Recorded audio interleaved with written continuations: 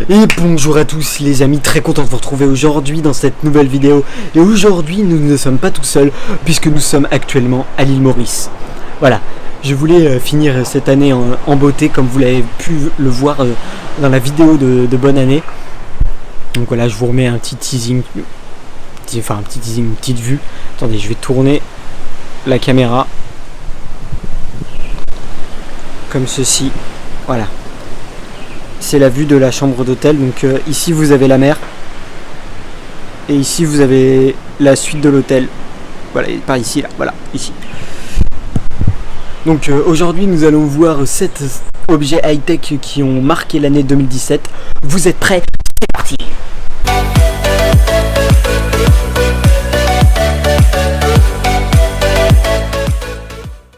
On commence tout de suite en premier avec la Nintendo Switch, oui, parce que à l'heure où Sony et Microsoft se battent pour tenter d'aguicher les joueurs et les joueuses avec du 4K 60 FPS, cette console, elle, a conquéri le public juste avec du 720p et un préhistorique 1080p sur une télé qui cartonne. On va se le dire, et on peut pas se mentir. Nintendo cartonne avec cette console puisqu'ils ont compris que la technique passait derrière le gameplay et le fun pour tous les âges. Elle cartonne parce que les rares jeux disponibles sur Switch sont tous aussi des pépites.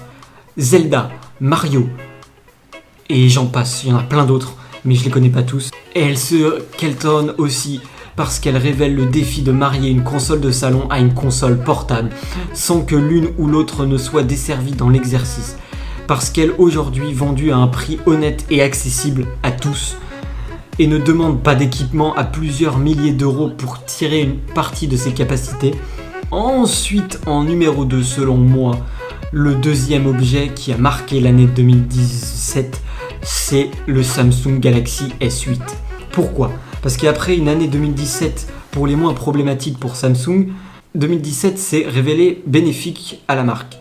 Le géant a toujours empêtré dans un scandale d'État en Corée du Sud et son combat contre les marques chinoises qui veulent prendre sa place ne fait que commencer. Et oui, pourquoi ? Car il a enfin sorti un smartphone dont l'histoire de la tech se souviendra, le Galaxy S8.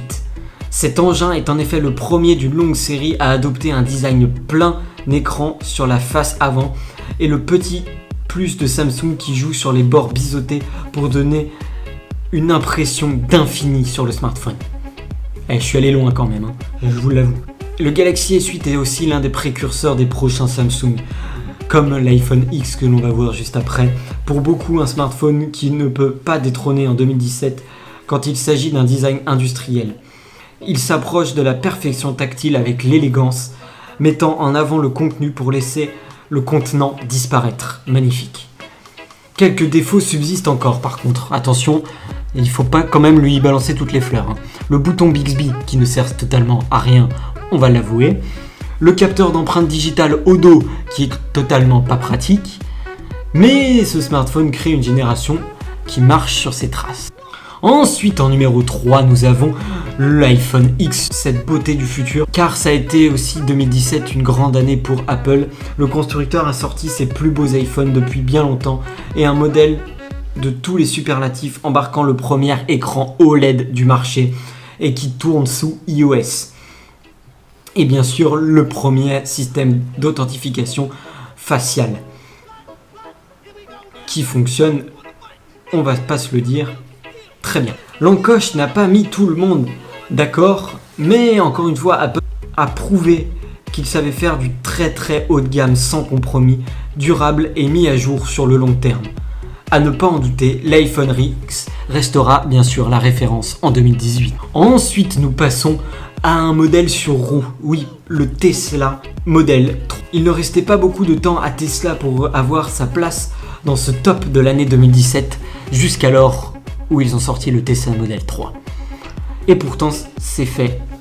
Les premiers exemplaires ont bientôt été livrés aux clients impatients et la production semble enfin s'accélérer pour Tesla. En plus d'être un petit bijou de technologie, cette voiture est un challenge en soi. En divisant le prix par deux de ces véhicules, Le constructeur américain s'adresse désormais à un plus large. En augmentant la taille de sa cible, Tesla a conservé sa maîtrise de ses exigences. Des véhicules élégants, rapides et agréables à conduire, bardés de capteurs qui, un jour, peut-être, leur permettront d'être totalement autonomes. Tesla amorce enfin une étape de sa vie d'entreprise qui garantira sa survie ou la précipitera vers une faillite sans précédent. Et on la verra fermer. Ensuite, on se retrouve avec un gadget peu commun qui s'appelle Shadow. C'est tout le parti pris de l'entreprise qui propose depuis le printemps un service d'ordinateur dans le cloud accessible via des applications comme macOS, Windows, Android. À la fin de l'année 2017, Shadow s'est officiellement lancé en s'adressant à un plus grand nombre pour l'ouverture de son service aux connexions ADSL. L'offre fibre nous avait séduit et même s'il reste des progrès à faire, Shadow est aujourd'hui parfaitement utilisable et ne cessera de s'améliorer. C'est un bon produit que je ne connaissais pas et ce n'est pas tous les jours que les Français préfigurent l'un des usages de l'informatique de demain. Oui, parce que il faut savoir que cette entreprise est une entreprise française. Ensuite, l'avant-dernier produit que je vais vous présenter aujourd'hui, c'est le DJI Spark de DJI. Après des débuts réservés aux semi-professionnels des drones, DJI a décidé enfin de s'attaquer à de nombreuses gammes de produits. Avec le Mavic Pro acclamé par les critiques et le public, le Spark s'est imposé comme la référence en matière de drone en 2017. Oui, parce qu'on peut le contrôler avec sa main. En faisant juste ce geste, vous pouvez prendre des photos. Il est hyper léger, il rentre dans une main. Si vous ne l'avez jamais vu, allez le voir à la Fnac ou chez Darty ou chez d'autres. Mais vous allez voir, ça rentre vraiment dans une main. C'est impressionnant. L'avancement du chinois sur le marché du drone grand public est désormais acté. Nous avons hâte de voir, vous et moi, ce qu'il nous réserve en 2018. Oui, parce que juste la modification, l'update des drones, comme on l'a pu le voir, je pense qu'en 2018, ils seraient capables de nous sortir un nouveau drone. Ça serait vraiment épique. Et ensuite, pour terminer ce magnifique top 7, on termine avec le Google Mini. Ce guide était anglophone et nous prendrait pour des hommes préhistoriques. En effet, les assistants vocaux sous forme d'enceintes connectées ont déjà adopté la plupart des pays anglophones et les États-Unis bien sûr qui sont en tête. Et l'Amazon d'Alexa domine assez nettement le marché. En France par contre, les assistants connectés ne sont pas encore développés super. On a beaucoup de retard par rapport aux autres pays. En effet, le Google Home Mini est vraiment très abordable pour tout le monde puisqu'il coûte 59 € en France. Franchement, pour un produit de cette qualité-là, c'est rien du tout.